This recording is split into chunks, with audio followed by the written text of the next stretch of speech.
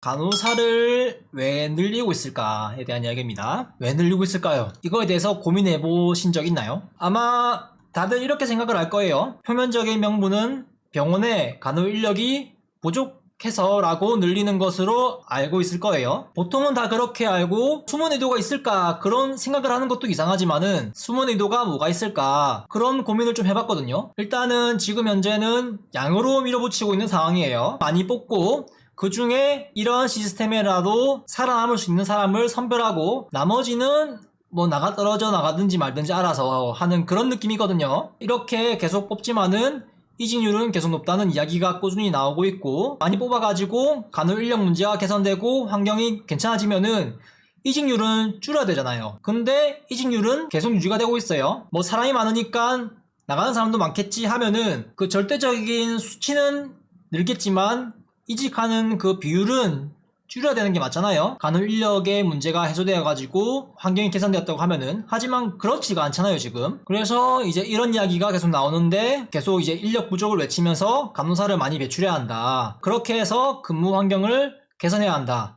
그런 이야기가 나오고 있다고 생각하는데, 이제 실제 물량으로 밀어붙인 결과 그 통계를 제가 가져와 봤어요. 원래는 최근까지 통계는 2020년밖에 없는데 이 통계는 분기별로 하더라고요. 이 통계가 이제 상급 종합병원, 보통은 대학병원이죠. 그리고 종합병원, 보통 2차 병원이죠. 그냥 병원, 요양병원 이렇게 나뉘는데 5년 동안 6만 631명 증가했어요. 상당히 많이 인력이 늘었다고 생각할 수도 있죠. 그렇지만 다른 것도 봐야 돼요. 5년 동안 병원에 일하는 인력은 이렇게 늘었는데 5년 동안 신규 간호사는 얼마나 늘었느냐. 5년 동안 신규 간호사는 11만 677명 늘었어요. 약 11만 명. 이거는 이제 간호사 국가고시 합격자로 낸 건데, 일단 합격자라는 거예요. 떨어진 사람은 제외된 거죠.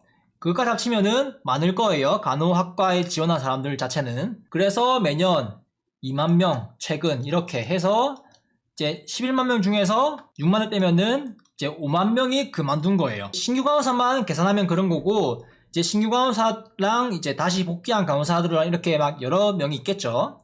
하지만 단순히 계산하면은 이제 5만 명이 그만뒀다는 거죠. 근데 제가 이전에 올렸던 30대 이전의 간호사 비율 통계를 보면은 50% 미만이 30대 이하에서 그만둔다 그런 얘기를 보면은 얼추 비슷한 것 같아요 이게. 그래서 여기서 보면은 1분기는 국시 합격자들이 아직 간호 인력 산정이 안 돼서 낮을 수도 있는 거 아니냐 그런 의문이 또 들 것도 같기도 해가지고 가져왔는데, 그래서 제가 같은 분기 1, 4분기로 다 산정을 한 거거든요. 모든 분기 1분기, 2분기, 3분기, 4분기 다 이렇게 봤어요.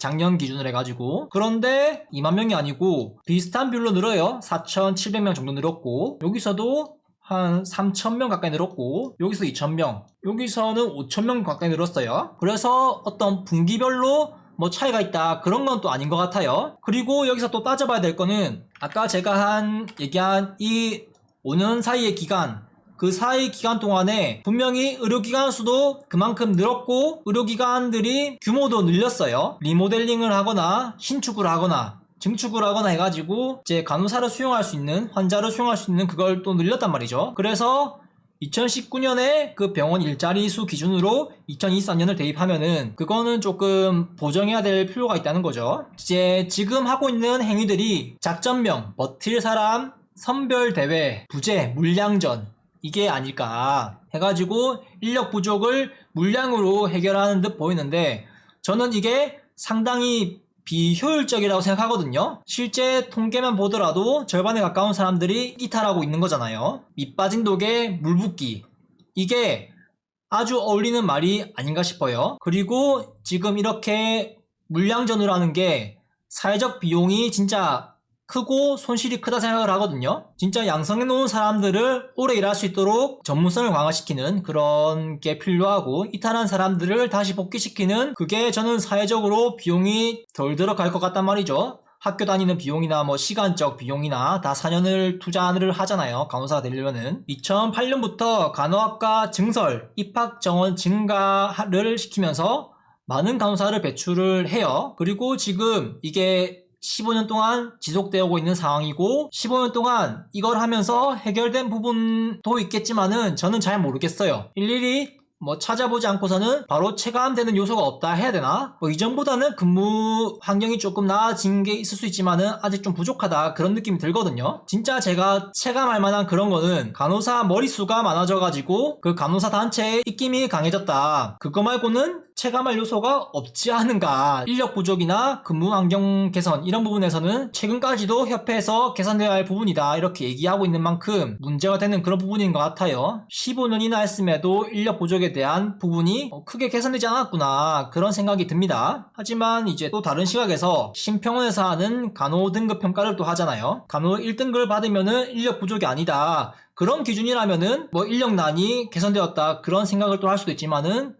업계에 종사하고 있는 우리들은 이제 그 이상을 원하고 있고 이제 협회도 그걸 또 추진하고 있으니까 그게 또 문제죠. 근데 왜 그렇게 하고 있을까 그런 좀 고민을 같이 좀 해보자면은 일단은 15년을 지속하는데도 해결되지 않으면은 다른 부분에서 해결책을 조금 찾을 법도 한데 계속 이것을 밀고 나가는 이유가 무엇일까? 진정성에 대한 의구심을 제기할 때가 되지 않았나 싶어요. 사실은 알고 보면은 이 문제가 해결되길 원하지 않는 것일 수도 있다 그런 생각이 들거든요. 약간 어떤 정치적 목적을 위해서 해결시키지 않고 계속 끌고 가는 그런 느낌이라 해야 되나? 그런 게 좀 있는 것 같기도 해요. 진짜 목적이 간호 인력이 부족해서인데 이제 뭐 숨은 의도는 딱히 없는데 제가 과도한 망성에 사로잡혀가지고 소설을 쓰고 있는 게 아닌가 그런 것에 대한 거는 시청자분들이 판단을 내려주겠지만은 제 이야기를 끝까지 들어보면은 이렇게도 생각할 수 있겠다 그런 느낌이 들 것 같아요. 사실 다들 바쁜 현생을 살아가는데 뭐 이런 부분까지 고민해야 되나 스스로 찾아볼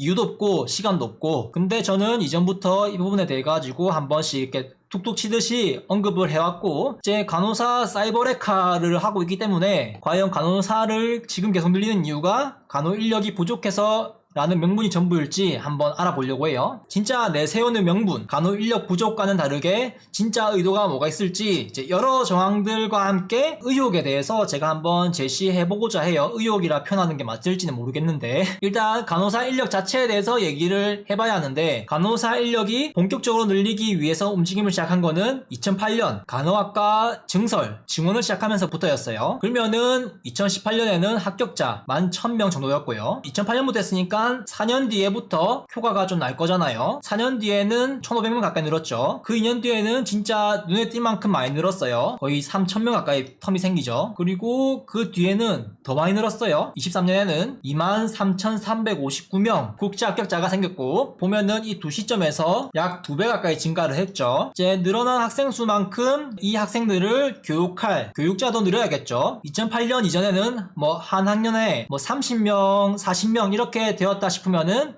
학교 상황에 맞게 최근에는 100명대 이상으로 늘린 학교도 생기기도 했고 뭐 한 학년에 200명, 300명 있는 그런 간호 전문대학도 있기도 해요. 국내 간호학과는 대한간호대학생협회 측 추산으로 202개라고 합니다. 간호학과를 2008년부터 늘리기도 했는데 정원을 늘리기 시작한 거는 비교적 최근이에요. 2018년에는 정원 500명 증가 그리고 이후부터 19년부터 24년까지는 매년 700명까지 증가를 시키고 있어요. 그러니까 한 학교에 700명을 증가시킨다는 게 아니고 일반대 정원 385명, 전문대 315명 해가지고 이렇게 해서 700명인데 이거를 202개 간호학과에 배분하는 거예요. 이런 게 이어지면서 기대되는 효과가 뭔가 떠올려보면은 늘어나는 사람만큼 간호사는 더 많이 배출될 거고 그에 따라 교수 인력이 더 필요할 수 있을 것이고 교수라고 한다면은 사회적 지위도 있고 간호학계의 힘이 또 커질 수 있겠죠. 어떤 단체의 영향력이 커질 수도 있고 그리고 어떤 단체 여러 협회가 있죠. 그런 곳으로 갈 등록문이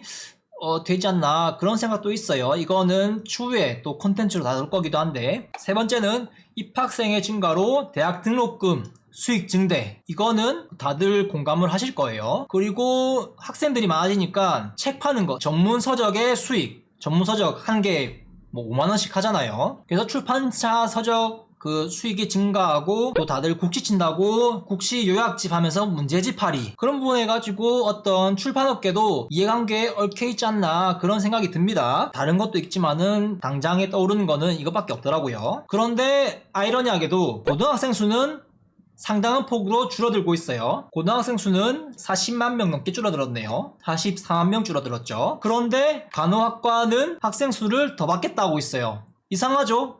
말이 안 맞잖아요. 들어올 학생 수가 줄어들고 있는데 이제 대학으로 진학할 절대적인 학생 수는 줄어들고 있는 추세인데 오히려 간호학과는 학생 수는 더 많이 받겠다 이렇게 하고 있는 거죠. 약간 취업이 잘 된다는 이미지가 있는 만큼 학과에 대한 수요는 꾸준히 있을 것으로 예상되는지 매년 학생 수는 줄어드는데 학과 정원은 늘리고 있어요.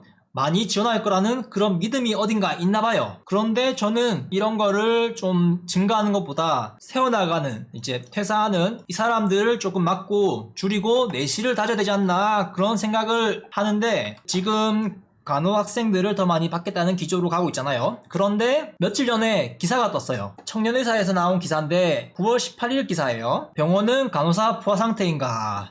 중소병원, 지방병원은 아직이겠지만 간호사 채용을 줄이는 대학병원들 간호대생은 울상이라고 기사가 났습니다. 기사 내용이 뭐냐면은 서울대병원 6년 새 최저 60명 채용 6월에 시작한 상반기 신규 채용에서 5년간 가장 작은 인원이 50명 채용됐다. 연세의료원 세브란스죠. 900에서 320명으로 줄었다. 그리고 서울 아산병원도 지난해 대비 신규 채용 인원을 10에서 15% 감축시켰다. 상반기 취업에 실패한 고스펙 간호대생이 하반기 도전 전망 간호대 증원으로 취업난 악화 우려. 인력난인데 여기서는 취업난이래요. 인력이 많아서 취업난이라고 합니다. 서로 경쟁을 한다고. 중소병원 처우 개선 필요가 있는데 중소병원으로 인력들이 조금 가야 되지 않나 그런 생각도 하지만 그렇지 않을 것 같거든요. 밑에 기사 내용에서는 2020년에 간호사 국시 합격자가 아니고 간호학과 입학생 얘기를 하는 거예요. 입학생이 20년에는 26,000명. 엄청나죠? 2008년에 11,000명인데 이제는 3만 명이래요. 장난 아니죠. 수도권에 있는 큰 병원들이 이 느낌인 것 같아요. 불경기라서 대기업들도 신입 직원을 올해는 안 뽑는다. 코시국에는 신입 채용 아예 안 한다. 그런 것도 있었고 그런 기조에서 약간 트렌드 같이 뭐 이렇게 조금 신입 직원을 안 뽑는 그런 추세인지 아니면은 진짜 간호사를 매년마다 엄청나게 배출한 데다가 얘들 작년에 취업한 애들 아직도 일하고 있네 퇴사 안하고 버티네 이런 느낌으로 간호사 자리가 별로 안 비어가지고 인력이 포화 상태라 가지고 적게 뽑는 것인지 뭐 알 수는 없지만은 뭐 이런 상황까지 왔는데 왜 굳이 간호학과 정원 증가를 계속 고수하는지 즉 그 부분에 대한 타당성이라고 해야 될까요? 그런 데에 대한 의구심이 들어요. 지금 와서는. 좋게 생각하면은 이런 것도 있는 것 같아요. 대학병원들이 포화 상태니까 대학병원에 가지 못한 이제 대기업, 중견기업 얘기하는 거예요. 이제 그런 급에 가지 못한 좋은 스펙 간호사들이 종합병원으로 가겠지. 종합병원도 이제 포화 상태가 돼가지고 지방병원으로 가겠지. 기숙사나 원룸 잡아가지고 아니면은 지방병원도 간호사가 포화 상태야? 그러면은 병원급이나 요양병원도 인력난이 개선되겠지. 뭐 이런 식으로 좀 생각하나 싶기도 한데 근데 사회초년생이 연고지를 옮겨서 일을 한다는 게 쉬운 게 아니거든요. 또 대기업에 취업해서 서울로 상경하는 건 몰라도 지방병원에 내려가서 일하는 거는 상당히 어려운 선택이지 않을까 생각되는데 애초에 대기업, 중견기업급으로 대형병원에 취업하려고 생각하는 사람들이 중소병원으로 눈을 돌릴까 싶기도 해요.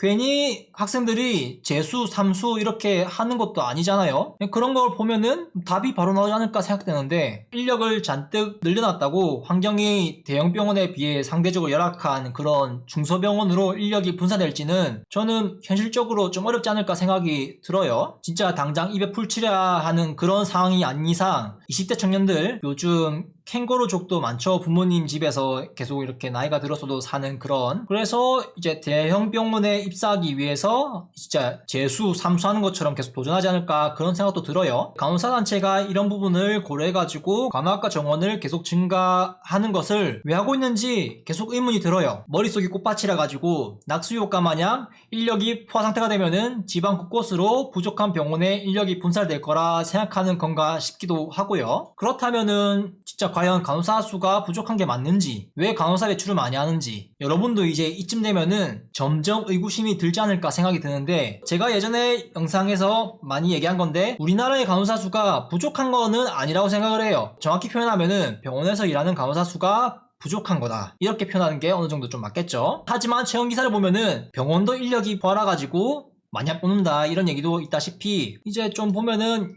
여러 가지 앞뒤가 안 맞는 그런 모순이 있는 것 같아요. 병원은 간호사를 그 적정수만큼 쓰고 싶어 하거든요. 이제 그 적정수라는 게 간호 등급 1등급을 받기 위한 최소한의 수 또는 한 병동이 적절히 돌아갈 만한 최소한의 인력 구성, 유휴 인력 없이 여기서 한 명이라도 빠지면은 그 상상하기도 싫은 근무 형태가 펼쳐지는 정도로 해석해야 되지 않나 싶습니다. 그래서 우리가 생각하는 그런 이상적인 인력 기준이 아니다. 이렇게 좀 정리를 해야 될 것 같고 2020년 통계예요. 이거 말고는 최신 통계가 없거든요. 활동 간호사 이게 55%예요. 55%. 그리고 비의료기관에서 일하는 간호사는 17.5%입니다. 간호사로 일을 안 하는 사람은 27%예요. 상당히 많은 수치죠. 이거를 보면은 병원 간호사로 일하는 것보다 나은 선택지가 외부에 있다는 것이라고 이렇게 또 생각해 볼 수도 있는 거죠. 그렇다면은 외부에 있는 나은 그 선택지들보다 경쟁력을 키우기 위해 가지고 병원 환경을 개선하는 그런 노력을 해야 하는데 물론 병원 차원에서 복지나 급여 체계나 이런 부분에서 중견기업 이상이라 불리는 규모가 있는 병원에서는 노력을 하고 있을 거예요. 작은 병원들도 나름대로 하고는 있겠지만 이제 뭐 단지 인력 빠져나가는 것을 따라잡기에는 그 변화가 맞춰가기에는 좀 더디다 그런 느낌이 좀 있고 사회적 비용이 가장 적게 들어가는 거는 이미 양성해 놓은 인력들 이 사람들을 다시 복귀시키는 게 제일 싼 값에 해결할 수 있는 방법일 거예요. 가장 초기에는 인력이 아예 없으니까 인력을 많이 양성시켜가지고 배출시키는 게 그게 가장 가성비 있는 대안일 수도 있겠지만은 이제는 이 정도 상황이 되면은 오히려 일을 안 하는 간호사들을 다시 복귀시키는 게 사회적 비용이 더 절약할 수 있는 그런 대안이 아닐까 싶은데 근데 이제 그렇게 하지 않고 이거를 계속 15년째 이어서 하고 있는 거죠. 이제 여기 아까 얘기한 기대되는 효과 이거 외에 다른 목적이 있을 것으로도 이제 생각을 해봐야 돼요. 늘어난 이 정원들만큼 간호학과에 가려는 학생들은 등록금을 계속 이렇게 지출할 것이고 뭐 계속적인 지출에도 이직률은 50% 가까이 유지되고 있는 상태고 결국에는 인력 한 명 구하려고 2명분의 비용들이 지출되고 있는 거라 생각을 해도 되겠죠. 그리고 뭐 기타 다른 비용도 있죠. 4년이라는 시간적 비용도 있는 거죠. 시간 비용도 무시할 수 없고 그리고 학과는 202개나 만들어놨고 고등학생 수는 점점 줄고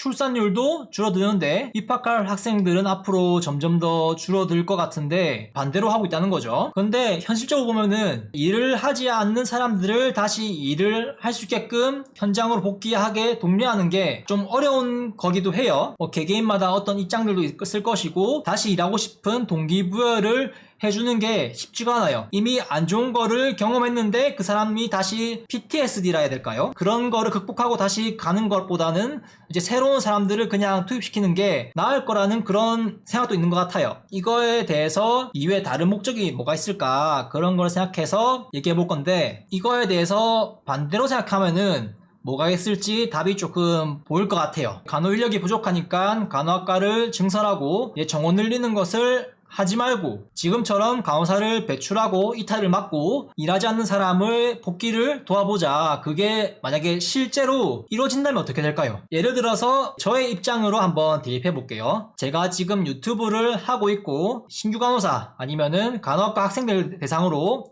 어떤 영상을 제작한다고 해볼게요. 그렇게 해서 구독자를 모으고 이제 추가 비용을 지불하면은 고급 노하우 정보들을 전수해준다. 그런 거를 이제 하려고 하는데 신규 간호사 배출을 줄이고 간호학과 학생을 줄인다 한다면은 제 입장에서는 타격이 생기겠죠. 그 사업에 대한 전체적인 잠재적인 수요층인 그 고객들이 줄어들고 있는 거니까. 그래서 만약에 제가 그런 거를 한다 했을 때 제 입장이라면은 간호사들이 앞으로 더욱더 많이 배출되길 원하겠죠. 내 사업이 조금 더 번창하기 위해서 그런 느낌으로 이제 좀 대입을 해보면은 학과 정원이 늘지 않으니까 대학의 주요 수입원이 등록금 수익이 떨어지겠죠. 전공서적, 책도 많이 안 팔리겠죠. 출판사 수익도 하락하겠죠. 그리고 신규 간호사도 점점 줄어드는 추세로 갈 수 있으니까 간호사나 간호학과 관련한 뭐 행사산업, 뭐 나이팅게일 선서식 이런 거 있겠죠. 어떤 뭐 학과별로 어떻게 뭐 크게 한 행사들도 뭐 있을 것이고 이런 연계된 산업들이 쇠퇴할 거예요. 간호사 자체가 이렇게 인풋이 그러니까 아웃풋이 점점 줄어든다고 하면은 그리고 교수 인력이 줄어들겠죠. 뭐 지금 간호사들도 있겠지만은 앞으로 나올 간호사들이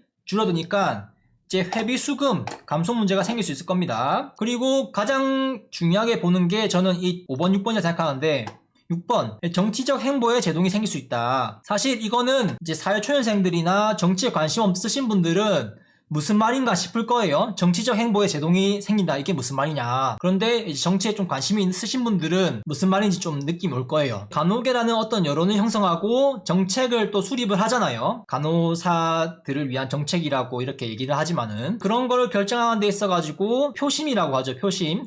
국회의원들은 어떤 정의나 이런 걸 위해 가지고 하기도 하지만 이제 표가 더 되는 곳에 움직인다, 그런 것도 있잖아요. 그래서 그런 표심을 위해서 머릿수가 중요하니까 이제 머릿수가 늘지 않으니 이제 영향력을 행사하기 어려워질 수가 있다는 거죠. 예를 들자면은 국가 발전에 도움이 되는 그런 선택을 국회의원들이 하기도 하지만은 자신의 입지와 표를 얻기 위해 가지고 이제 51% 얻고자 49%를 포기하는 그런 상황도 있잖아요. 그래서 이제 그런 부분에 있어가지고 간혹의 어떤 정치적 행보를 위해서 머릿수를 좀 신경 쓰지 않나, 그런 생각이 있습니다. 그러면은 분명히 이런 얘기가 있을 거예요. 아니 간호사단체는 우리를 위해서, 정의를 위해서 최전선에서 투쟁하고 있는데 어떻게 이런 저급한 정치랑 연관 지을 수 있느냐, 그런 생각을 또 하실 수 있을 것 같아요. 근데 그렇게 보이는 거 어떡해요? 제가 그렇게 보고 싶어서 보이는 게 아니고 그냥 그렇게 보고 싶지 않아도 정치적 행보처럼 보여요. 제가 엄청 와닿은 게 언제냐면은 이때예요. 2019년 그때 제가 간호사 정책 선포식에 다녀왔어요. 저도 가고 싶지 않았는데 차출돼가지고 갔어요. 거기서 이런저런 연설을 하는데 이제 야당, 여당, 제3당을 막론하고 정치인들이 우르르 나와가지고 얘기를 하더라고요. 저는 그때 든 생각이, 이 정치인들이 표 받고 싶어가지고 여기 와서 연설을 하는 거구나, 그런 생각이 또 들더라고요. 그래서 최근에 있었던 간호법 관련해가지고도 정계 쪽하고 대화를 해야 되기 때문에 간호사 머릿수가 중요하지 않나, 그런 생각이 들었어요. 그래서 저는 이런 부분을 좀 생각해보면은 간호 인력이 부족한 거는 명분 같고, 숨은 속내는 이제 높으신 분들의 이권 다툼에서 온 정치적 행보가 아닌가 하는 그런 느낌이 들어요. 이런 속내를 들키면은 대중적 지지와 공감을 얻어내기 힘드니까 그런 거를 얻기 위한 어떤 설득력 있는 명분을 내세워야 해서 슬로건으로 간호 인력 부족, 간호사 배출 증가, 이거를 유지하지 않는가 싶습니다. 유휴간호사 복귀를 위해서 어떤 활동을 하고 있는가? 저는 모르겠어요. 어떤 쉬고 있는 간호사를 다시 복귀시키기 위해 가지고 어떤 걸 하고 있는지 저는 당장 생각나는 게 없어요. 약간 찾아봐야 무엇을 하고 있는지 알 정도? 근데 사실 찾아보진 않았어요. 찾아봐도 나올 것 같지도 않고 있다면은 알려주십시오.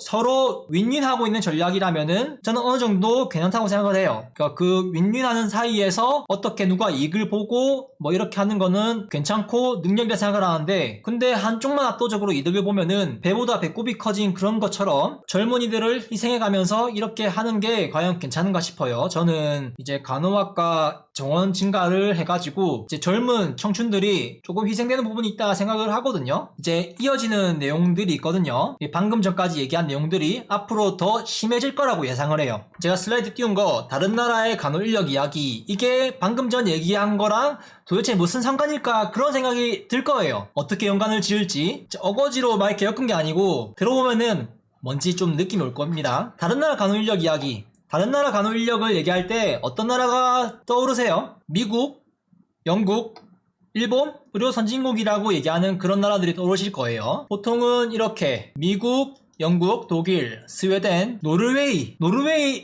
고등어 말고 들은 게 없는데 노르웨이가 언급이 좀 되더라고요. 왜 노르웨이가 언급되는지 좀 궁금했는데 이번에 조사를 하면서 왜 하는지 좀 느낌이 왔습니다. 이런 나라를 기준으로 하면은 우리나라 간호 인력이 아주 부족한 거라고 얘기할 수 있어요. 제가 이전 라이브 때 보여드린 표인데 표를 그대로 보면 안 되고 해석을 조금 해야 돼요. 여기서 제가 얘기했던 게 이게 좀 과거 수치거든요. 제 면허 보육 간호사 우리나라가 비이성적으로 많죠. 19.7. 그런데 활동 간호사는 평균보다 이하인 거죠. 평균보다 간호사는 더 많은데 일하는 간호사는 평균 이하다. 사실 이 수치가 간호사 플러스 간호조무사를 합한 수치예요. 그래가지고 제가 우리나라 인구 통계를 딱 보고 간호사 수를 그 연도에 대입해가지고 나눠보니까 간호사랑 간호조무사 합친 수치가 맞더라고요. 그래서 이걸 좀 구분해서 봐야 되는데 사실 구분할 필요가 없긴 해요. 앞으로 나올 통계도 이것처럼 계속 내요. OECD 통계가. OECD가 최근에 2023년 자료를 냈거든요. 21년하고 23년 자료를 제가 가져왔는데 간호 인력 전체는 전문직 간호사와 준전문직 간호사의 합의임. 그래서 이제 몇 개 나라에 대한 각주를 얘기하는데 전문직 간호사가 뭐냐? 이제 전문직 간호사 통계에서 나오는 이거는 그냥 간호사입니다. 간호사. 그리고 OECD 통계에서 준전문직 간호사는 간호조무사를 얘기하는 거예요. 그래서 이 두 개를 합쳐가지고 간호인력이라고 얘기하는 겁니다. 이제 임상 간호인력수 이걸 통계낸 건데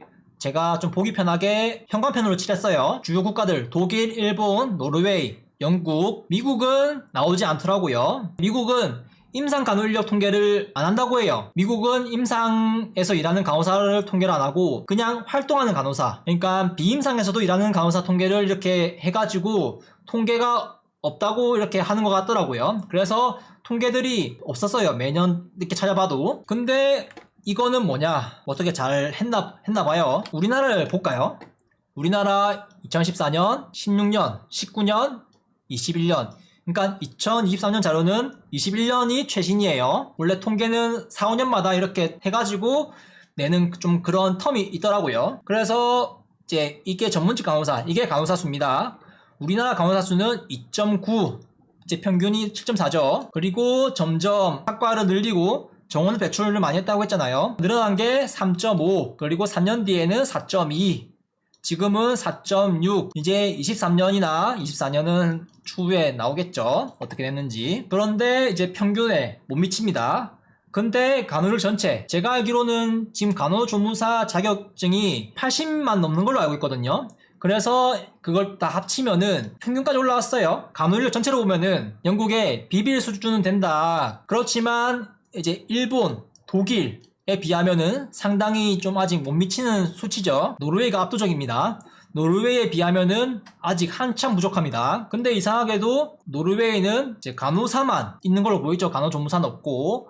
독일도 그런 것 같아요. 일본은 조금 간호사랑 간호조무사 따로 있는 것 같습니다. 정확한 명칭은 간호조무사인지 모르겠는데 좀 보기 편하게 그래프로 나온 것도 있어요. 우리나라 한국은 이제 여기 평균 이하에 있는 거죠. 이런 통계를 가지고 여기를 목표로 하고 있다. 그래서 항상 얘기하는 게 해외에 있는 간호 인력 기준을 제시하는 게 아닌가, 그런 생각이 들었어요. 그래서 이런 통계 자료를 제시하면서 앞으로 간호 인력을 더욱더 많이 배출해야 한다. 하지만 속으로는 등록금과 회비 수익을 조금 기대하면서 이런 느낌이지 않을까. 그리고 학생 수들도 늘어날 거니까 교수들도 많이 필요할 거고, 학회 덩치가 커지고 입김도 커지고 이제 단체의 사익을 위한 그런 부분까지 고려된 게 아닌가 싶은 그런 느낌이지 않을까 싶은데, 그래서 어디까지 갈 거냐, 이거는 임상 간호 인력 수지만 이제 우리가 얘기한 거는 간호사를 많이 배출하고 있다, 이걸 얘기하고 있으니까 간호대학에 대한 통계를 봐야겠죠. 다행히도 있더라고요. 간호대학 졸업자 수, 이거는 21년 자료고 23년 자료입니다. 글은 보기 힘드니까 표로 봅시다. 확실히 차이가 나죠. 그래서 이런 글보다 시각적 자료가 상당히 도움이 된다. 우리나라 간호대학 졸업자 수, 이때도 OECD 평균보다 높았군요. 대학 학생 수가 14년부터 해가지고 21년까지 통계가 있는데 제가 좀 요약을 해왔어요. 한국은 이 기간 동안 졸업자 수 인구 10만 명당 명수입니다. 11.1 증가했어요. 그렇지만 다른 나라, 일본은 5 증가했습니다. 5. 그리고 노르웨이는 2.2, 스웨덴은 4.2, 미국은 6.5 증가했습니다. 독일은 1, 핀란드는 2.2. 이제 세계 평균은 1.3, OECD 회원국이 32개국 평균. 그런데 빠진 나라도 몇 개 있죠. 11.1 증가, 이건 진짜 엄청나죠. 얼마나 간호 학생을 많이 모집하고 배출하고 있는지 이걸 보니까 확 와닿죠. 이걸 참고해가지고 어디까지 갈 거냐, 이렇게까지 가지 않을까 싶습니다. 이게 최종 목표지 않을까. 그래서 이 두 가지 표를 아까 제가 얘기 드린 간호대학 졸업자 수랑 임상 간호 인력 수, 이거를 두 개를 참고로 해가지고 해석을 해보자면은, 일단 간호 인력 전체로 보면은, 자, 우리나라가 인력으로만 보면은 일본하고는 1.5배 차이가 날 거예요. 1.5배. 간호사 자체로만 보면은 일본하고 2배 차이가 나요. 2배. 그리고 이제 독일하고 2.6배. 노르웨이를 기준으로 하면은 4배가 차이 납니다. 간호사 인력 자체는. 그래서 간호 인력을 더 많이 배출해야 된다, 이렇게 얘기를 하겠죠. 하지만 사실 임상 외에 놀고 있는 간호사는 다른 나라보다는 훨씬 많을 거예요. 그 근거는 대학 졸업자 수를 보면은 바로 나오죠. 등록금과 회비벌이가 쏠쏠했을 것 같아요. 이제 이렇게 볼게요. 다른 나라랑 비교해가지고 일본하고는 4.5가 차이 나요. 4.5. 그런데 임상 간호사 수는 2배, 정확히는 2.2배 차이 났거든요. 임상 간호사 수는 2.2배가 차이 나는데 졸업자 수는 1.1배예요. 1.1배. 뭔가 이상하죠? 병원에 일하는 사람이 어떻게 2.2배가 차이가 나나. 저도 이거 보면서 신기했습니다. 독일은 어떨까? 독일은 거의 차이가 없습니다. 1.2 차이가 나네요. 1.0 몇 배겠죠. 그런데 독일하고는 임상 간호사 수가 2.6배나 차이 나죠. 간호사 전체 차이는 거의 없는데 이제 4배 차이 난 노르웨이하고는 어떨까요? 노르웨이하고는 1.8배인데 4배나 이렇게 차이가 나는 거죠. 갭이 엄청나요. 그래서 제가 아까 초반부에 얘기했던 우리나라의 간호사 수는 부족한 게 아니다. 그래서 이 통계가 그 주장을 조금 뒷받침해주지 않는가 그런 생각이 듭니다. 그래서 이쯤 되면은 여러분들도 앞서 제가 얘기했던 게 망상이 아닌 어떤 금전적으로나 다른 이해관계에서 나오는 행보가 아닌가 합리적인 의심이 들지 않을까 싶은데 이제 산술적으로 따지면은 인구 10만 명당 간호대학 졸업자 수가 이제 150쯤이 되면은 이제 이 4배의 갭이 메꿔지겠죠. 아마 18이 되어 있지 않을까 싶은데 그러면은 여기서 4배나 더 해먹는다는 거겠죠. 근데 많아져 봐야 뭐예요? 최근에 국내 대형 병원들은 간호사 채용을 줄인다고 하잖아요. 채용을 오히려 줄이는데 간호학과 입학 정원은 늘리고 있고 국제적인 그 해외 다른 국가를 기준으로 이렇게 계속 높이자 하면서 이제 그 기준에 맞추려고 하면은 그냥 실업자만 느는 거예요. 4년 열심히 공부해가지고 그냥 실업자가 되는 거예요. 간호 인력 이야기를 할 때 노르웨이를 한 번씩 언급하던데 최종 목표가 노르웨이지 않을까 그런 불길한 예감이 듭니다. 이렇게 많이 뽑아가지고 여기서 한 절반이 탈임상을 했다. 그러면은 어떤 일이 벌어질 것 같냐? 제 생각에는 우리나라가 그 수출 강국이라고 하잖아요. 그래서 나중에 간호 인력을 다른 나라로 수출하려고 그러는 게 아닌가 싶기도 해요. 그래서 이런 여러 이해관계 속에서 나오는 이익을 취하기 위한 서로 윈윈하자는 그런 취지의 움직임이 아니고 간호 인력 부족은 사실 거칠에 필요한 명분이고 우리가 계속 우리라고 하면은 어떤 이런 이해관계 얽힌 그런 사람들이겠죠. 우리가 계속 이득을 지속적으로 보기 위해 이런 스탠스를 유지해야 돼. 간호 인력이 부족하든 말든 그건 알 바 아니고 일단 이렇게 해야 우리한테 이기고 좋아. 그렇게 하는 게 아닐까 싶습니다. 제가 지금 얘기하고 있는 논리를 뒷받침할 근거들이 몇 개가 더 있어요. 앞으로 이렇게 컨텐츠 다룰 건데 간단하게만 맛보기로 조금 말씀 먼저 드리면은 이건 약간 좀 매운맛이에요. 얼마 전 그 불법 의료에 관해 가지고 신고센터를 운영한다고 했잖아요. 근데 여기 신고 조건이 회원만 그 불법 의료에 관해 가지고 신고가 가능해요. 회원이 아니면은 신고를 못 한다는 거죠. 거기 나와 있는 그걸 보면은. 그리고 최근 이거 불법 의료 행위에 대한 신고받은 그거 건수에 대해 가지고 한 15,000건이라고 얘기하던데 그거에 대한 진행 상황에 대해 가지고 간담회 방식으로 얘기한 게 있어요. 이 부분에 대해 가지고 다음에 한번 좀 분석을 해볼 건데 이제 의도가 진짜 중요하거든요. 명분이 뭐든 의도가 뭐든 결과만 좋으면 됐지 그런 게 또 있어요. 근데 그게 여기서는 적용하면은 안 되지 않을까 싶거든요. 그런 부분은 이제 기업 간 경쟁으로 이윤을 우선적으로 추구하면서 어떤 나은 기술을 개발하고 그런 삶의 풍요를 가져다 주는 그런 부분에서 금전적 가치가 우선되어서 나오는 좋은 경우도 있지만은 어느 분야에서는 의도가 우선시 되어야 한다고 생각되거든요. 그게 저는 여기라 생각을 하고요. 내세우는 명분 취지는 좋다고 하지만은 의도가 다르면은 부정부패할 가능성이 높다고 생각을 하거든요. 예전에 이런 얘기가 있었어요. 모래시계 검사라고 들어봤나요? 본인이 검사 시절에 조폭들과의 범죄, 권력형 비리를 수사하는 과정에 그 범죄에 연루된 누군가가 이런 제안을 했대요. 평생 먹고 살 돈을 줄 테니 이거를 그만 조사하고 미국으로 가라, 손을 떼라 이렇게 얘기했는데 그런 유혹에도 소신을 지켜가지고 수사를 이어나갔다.